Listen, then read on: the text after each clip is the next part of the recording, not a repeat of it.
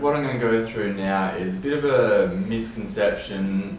A lot of people in the general public, some therapists of varying types still think this is the case, so they're just not aware of what's actually going on. So in regards to a hamstring stretch, so what we typically see in the clinic when you ask a client what stretches have you been doing, they mention a hamstring stretch, you ask them to show you, they do something like this. So they lean down, they bring their toes back towards them, they reach down, they try and touch their toes. It's the most common thing that you'd see at the local football field, you know, before, after a match.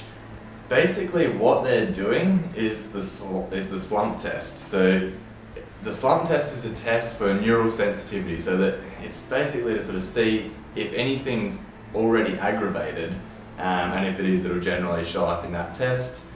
The structures that are involved with the hamstring stretch, or this one in particular, obviously you've got the hamstring running down the backside there, we all know that, but more importantly these nerves, so coming out here, heading all the way down, sciatic nerve, branches off into the tibial nerve, goes all the way down, ends up in the middle of the foot. So they've nearly got the stretch right.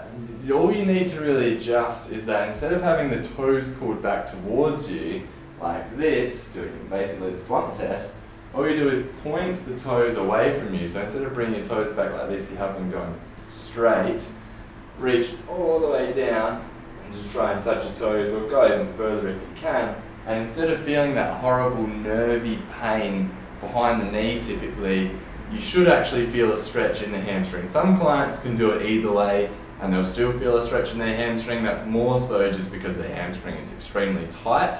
So the reason doing it that incorrect way is an issue is that we all know how easily irritated nerves are, and once they get irritated, how hard it can be to get them to calm down, and all the other issues that go along with that. So we want to sort of stretch it in the right way. So instead of having the toes pulled back, have the toes facing straight.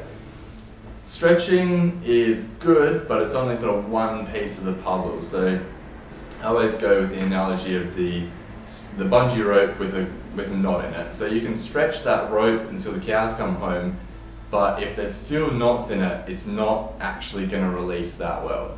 So once you've stretched it, or in conjunction with stretching it, using a spiky ball or whatever type of trigger point device you choose to use, put it under the hamstring there. You can start all the way up the ischial tuberosity where it attaches onto, so right on that sit bone there. That's often quite an unpleasant point. It's fairly unpleasant on me at the moment.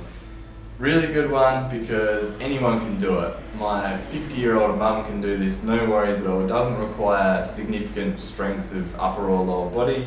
Basically the pressure of the leg, or the weight of the leg, pushes down into the ball, and you just take that knee from the flex position all the way out nice and straight, slowly, all the way back, nice and controlled, straight again, all the way back down. You can sort of roll it around, find some good spots. Usually there's some right in the meat of bicep fem on the outer edge of the femur there. And again, just slowly bending and straightening. If you really want to be sort of hardcore with it, or you're an athlete whose tissue health is already pretty good, you can use a bit of upper body strength and arms just to push down into it even more, and that just allows the leg to relax even more. That again is pretty unpleasant, but it's kind of that hurts but feels good sort of pain. So that's a couple of things that you can give your clients to do if they are someone who genuinely suffers from tight hamstrings. Those are a couple of things that they can do at home. You don't really need to supervise them. It's hard for them to get it too wrong, and they might just need a little adjustment of the cues here and there. But that's something that they can do at home, so they can get that out of the way. You can do some of the more trickier stuff in the room with them.